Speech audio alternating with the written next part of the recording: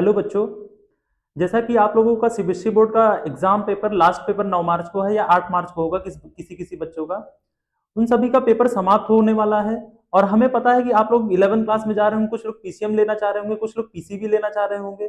तो आज की जो क्लास है ना, इसमें हम 11 क्लास की मैथ्स का सिलेबस का ओवरव्यू देखेंगे। ठीक, किस सिलेबस में कौन कौन से चैप्टर हमें पढ़ने हैं। ठीक है, इस चैप्टर में मैं आपको बताऊंगा कौन से बहुत ज्यादा इंपॉर्टेंट चैप्टर है, किस चैप्टर का यूज आपका 12th क्लास में है, और किस चैप्टर का यूज आप फर्दर आप बीटेक बीएससी या कहीं भी करते हैं, कुछ भी करते हैं हायर स्टडीज में, तो कौन कौन सा चैप्टर इंपॉर्टेंट है। और आइए शुरू करते हैं इस वीडियो को। ठीक है, पहला जो चैप्टर हमारा क्लास 11th एनसीईआरटी का है वो है सेट थ्योरी। क्या है? Set theory. ठीक है, सेट थ्योरी में हम लोग क्या पढ़ेंगे? इसमें हम पढ़ेंगे क्या सेट क्या होता है, सेट का रिप्रेजेंटेशन कैसे करते हैं हम। ठीक है, यूनियन पढ़ेंगे, इंटरसेक्शन पढ़ेंगे। ठीक है, और सेटों का वेन डायग्राम पढ़ेंगे। अगर आप इन सभी को पढ़ लेते हैं तो आपको 11th क्लास का फर्स्ट चैप्टर डन हो जाता है। ठीक है, इसके बाद दूसरा चैप्टर है आपका रिलेशन एंड फंक्शन। जैसा कि आप बोर्ड पे देख पा रहे हो, क्या है? Relation and function. Relation function में हम पढ़ेंगे कि कोई दो सेट आपस में एक दूसरे से कैसे रिलेट हो सकते हैं। ठीक है, तो अगर आप इस रिलेशन फंक्शन को 11th क्लास में अच्छे से नहीं पढ़ोगे तो 12th क्लास में भी रिलेशन फंक्शन चैप्टर है। 12th क्लास में रिलेशन फंक्शन में आपको क्या पढ़ना है? Types of relation. हालांकि यहाँ पे आपको क्या पढ़ना है? Cartesian product of two set पढ़ना है। ठीक, इसके बाद रिलेशन पढ़ना है। फंक्शन में आपको यहाँ पे बस नॉर्मल क्या निकालना है? डोमेन रेंज निकालना है। वो बहुत सिंपल क्वेश्चन है आपके पास। ठीक है, बट आप 12th क्लास में जाओगे या आईटी जेई की तैयारी करते हैं तो वहां पे क्या होगा? इसका बहुत ब्रॉड कॉन्सेप्ट आएगा। ठीक है, तो आपका बेसिक यहीं से स्टार्ट होगा। तो इस चैप्टर में आपको क्या क्या पढ़ना है? आपको पढ़ना है क्या? Cartesian product of two set, domain, range, codomain, ये सारी चीजें आपको पढ़नी है। ठीक, थर्ड चैप्टर आपके पास आता है ट्रिग्नोमेट्रिक फंक्शन। बच्चों आप लोगों ने पढ़ा होगा क्लास 10 में ट्रिग्नोमेट्रिक आइडेंटिटीज। वहां हम पढ़ते थे ट्रिग्नोमेट्रिक आइडेंटिटीज, बट यहाँ पे हम क्या पढ़ेंगे? Trigonometric function. इस फंक्शन में हम देखेंगे कि ट्रिग्नोमेट्री एक फंक्शन के जैसे काम करता है, यानी इसका एक डोमेन होता है, इसका रेंज होता है। जैसे आप लोगों ने पढ़ा होगा कि साइन थीटा की जो वैल्यू होती है, साइन थीटा की मैक्सिमम वैल्यू आपने पढ़ा होगा कि 1 होता है, और मिनिमम वैल्यू क्या होता है आपके पास?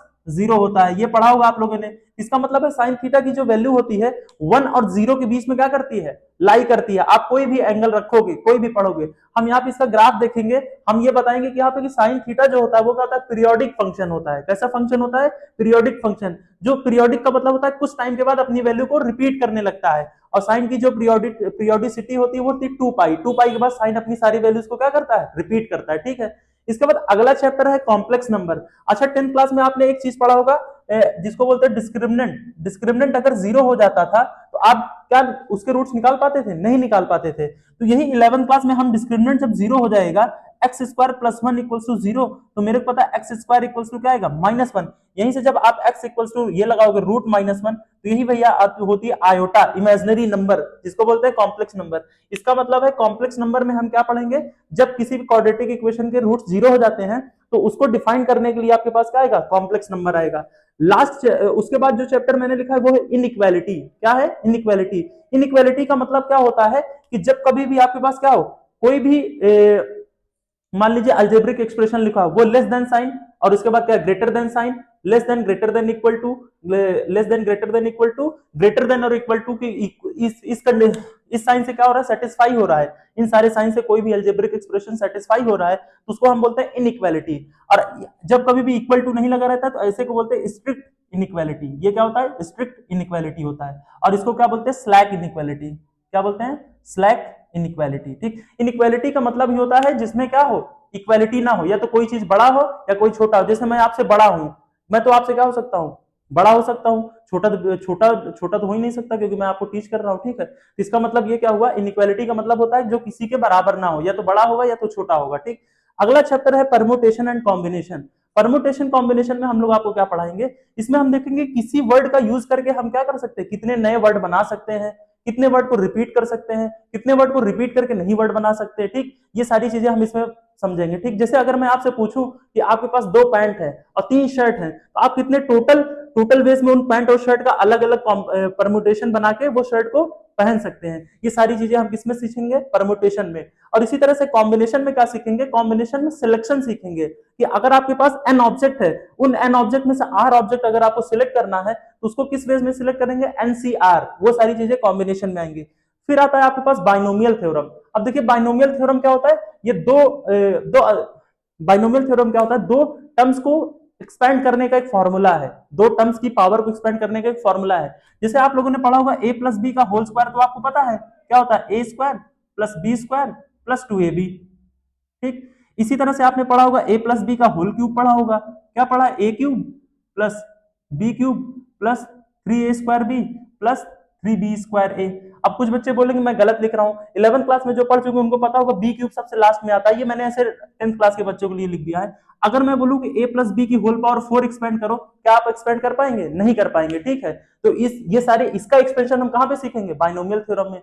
स्ट्रेट लाइन में हम क्या देखेंगे कि कोई स्ट्रेट लाइन का स्लोप क्या होता है, ठीक, स्लोप क्या होता है, उसका इक्वेशन ऑफ लाइन देखेंगे, पैरेलल लाइंस का इक्वेशन देखेंगे, दो लाइन इंटरसेक्ट करती हैं तो उनका इक्वेशन देखेंगे। ठीक, अगर कोई लाइन क्या होती है एक्स एक्सिस और वाई एक्सिस पे इंटरसेप्ट करती है तो उसका इक्वेशन देखेंगे। ठीक, इसके बाद अगला चैप्टर है आपके पास क्या, 3D ज्योमेट्री। क्या है, 3D ज्योमेट्री। जैसे हम लोगों ने 10th क्लास में हमने पढ़ा क्या, कोऑर्डिनेट ज्योमेट्री, जो 2D ज्योमेट्री था। यहाँ पे क्या आएगा, एक्स प्लेन भी आएगा, वाई एक्सिस भी होगा और जेड एक्सिस भी होगा। इसका मतलब आपके पास कितने, 3 प्लेन मिलेंगे आपको, एक्स वाई जेड। ये 3D ज्योमेट्री में पढ़ना है, बहुत बेसिक है ये। इसके बाद आता है कोनिक सेक्शन। कोनिक सेक्शन में हमें क्या पढ़ना है आपके पास, सर्कल हो गया। ठीक, इसके बाद पैराबोला पढ़ना है आपको। आपने पढ़ा होगा क्वाड्रेटिक पॉलिनोमियल का इक्वेशन ग्राफ क्या देता है, पैराबोला देता है। इसके बाद अगर मैं आपसे बात करूं, इलिप्स आपने सुना होगा, इलिप्स। ठीक, हाइपरबोला आपने सुना होगा, हाइपरबोला, हाइपरबोला, हाइपरबोला का ग्राफ पढ़ना। ये सारी चीजें हमें यहाँ पे इस वाले चैप्टर में पढ़ना है। ठीक है, और इसके बाद अगला टॉपिक है limit and derivatives. Limit and derivative से आपका स्टार्ट हो जाता है क्या, कैलकुलस। क्या होता है, कैलकुलस। और यहाँ पे हमें जो डिफरेंशिएशन सीखना है वो सीखना है फर्स्ट प्रिंसिपल, फर्स्ट प्रिंसिपल। ठीक, आपको बताया जाएगा फर्स्ट प्रिंसिपल क्या होता है। ठीक, इसके बाद आएगा आपके पास स्टैटिस्टिक्स। स्टैटिस्टिक्स में हम क्या निकाल लेंगे, मीन, वेरिएंस, वेरिएंस और भी सारी चीजें हैं आपके पास। ठीक, स्टैंडर्ड डेविएशन। ठीक है, ये सारी चीजें आपको मैं सिखाऊंगा। इसके बाद लास्ट चैप्टर आता है प्रोबेबिलिटी, जिसमें प्रोबेबिलिटी में हम लोग क्या देखेंगे, इस प्रोबेबिलिटी में सारी चीजें आपको बताई जाएंगे, इवेंट्स क्या है, कुछ थ्योरम है आपके पास। ठीक है, ठीक, ये सारी चीजें हम देखेंगे। अगर आपको ये वीडियो समझ में आया है तो आप हमारे channel launch pad classes Prayagraj को लाइक शेयर सब्सक्राइब कीजिए, और कमेंट करके आप बताइए कि हमने कैसा आपको ये सिलेबस का ओवरव्यू दिया। सीबीएसई बोर्ड में आपका ये टोटल 80 मार्क्स का आएगा।